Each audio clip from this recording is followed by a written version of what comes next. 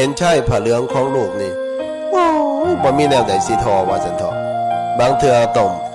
ความตื่นตันใจอิ่มใจเอิบอิ่มใจด้วยอำนาจแห่งปีติธรรมปีติธรรมเกิดขึ้นในดวงจิตของพ่อของแม่ย่ามใดว่าซั่นเถาะ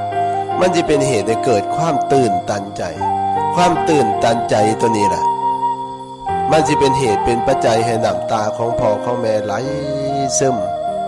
อาจสิไหลเข้าทางในท้องอาจสิไหลออกมาทางนอก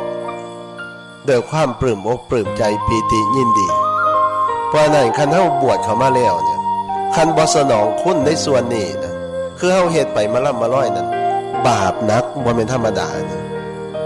บวชเข้ามาแล้วนะพอเพิ่นภูมิใจยังอยู่เฮือนจังสิสมมุติว่าเฮาบวชเข้ามาแล้วนี่เพิ่นเบาใจสบายใจ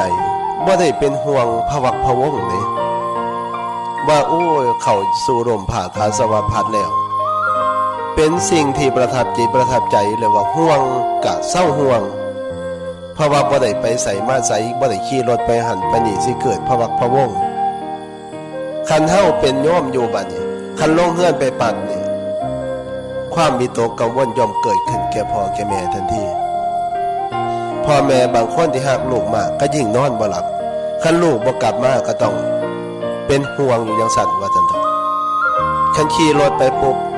ลูกเฮาคันลูกผู้ใดบ่กินเหล้าเมายาก็สิมีความทุกข์อีกแบบหนึ่งคันลูกผู้ใดกินเหล้าเมายาอีกบัดนี้ยิ่งเพิ่มความทุกข์อย่างมาก